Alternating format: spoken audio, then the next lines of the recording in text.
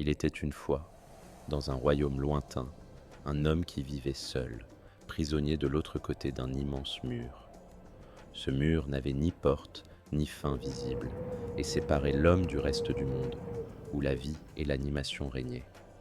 Cet homme ignorait pourquoi il se trouvait de ce côté du mur, mais il savait au plus profond de lui-même qu'il ne pouvait accepter cette situation. Chaque jour, il contemplait la lumière et entendait les rires venant de l'autre côté. Un désir ardent de liberté naissait en lui, et il se promit de rejoindre le monde qu'il apercevait, même si cela devait lui prendre toute une vie. L'homme tenta d'abord d'escalader le mur, mais chaque fois qu'il atteignait une certaine hauteur, le mur semblait grandir, s'élevant toujours plus haut pour le tenir captif. Alors, il essaya de le contourner, mais le mur avançait avec lui, comme s'il était vivant, ne lui laissant aucun répit. Convaincu qu'il devait briser ce mur, il utilisa tout ce qu'il possédait pour l'attaquer. Des pierres, des outils rudimentaires, ses propres mains. Mais rien ne semblait ébranler cette barrière imposante. Pourtant, malgré l'épuisement, l'homme refusait d'abandonner.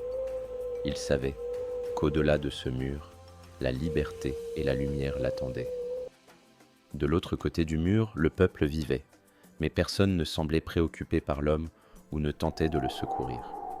Ils observaient parfois, intrigués par ses efforts, mais jamais ils ne bougeaient pour l'aider. Car dans ce royaume, une vérité ancienne était gravée dans les cœurs. Celui qui est isolé doit trouver lui-même le chemin vers les autres. L'homme comprit que personne ne viendrait. S'il voulait se libérer, ce serait par sa propre force, par sa propre foi. Les années passèrent. L'homme vieillissait, ses forces s'amenuisaient, mais son esprit restait inébranlable. Chaque jour, il frappait le mur, sans relâche. Ses mains rougissaient, son corps fatigué semblait le trahir, mais une voix intérieure lui disait de continuer. Ce mur n'est pas invincible. C'est toi qui dois croire, encore et encore. Un jour, après un énième coup porté contre le mur, l'homme s'adossa contre celui-ci pour reprendre son souffle. Le poids des années pesait sur lui et il sombra dans un profond sommeil.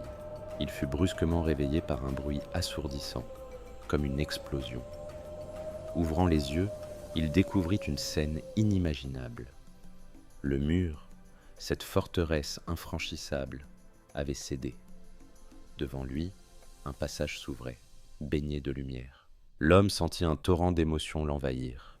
La joie, l'émerveillement, la gratitude. Il franchit enfin le mur et goûta pour la première fois à la liberté. De l'autre côté, le peuple l'attendait. Ils l'accueillirent avec des acclamations, le bénissant et l'appelant roi. Alors qu'il savourait sa victoire, l'homme comprit une vérité stupéfiante. Ce peuple aussi était emprisonné. Le mur, bien qu'invisible pour eux, les avait confinés dans un monde d'inaction et d'attente. Mais grâce à sa persévérance, l'homme avait non seulement brisé ses chaînes, mais aussi celles de tous les autres. Le peuple l'honora, non pas pour sa force physique, mais pour sa foi et sa détermination inébranlable. Car il avait montré que, parfois, la vraie bataille n'est pas contre un mur extérieur, mais contre les doutes et les limites que l'on porte en soi.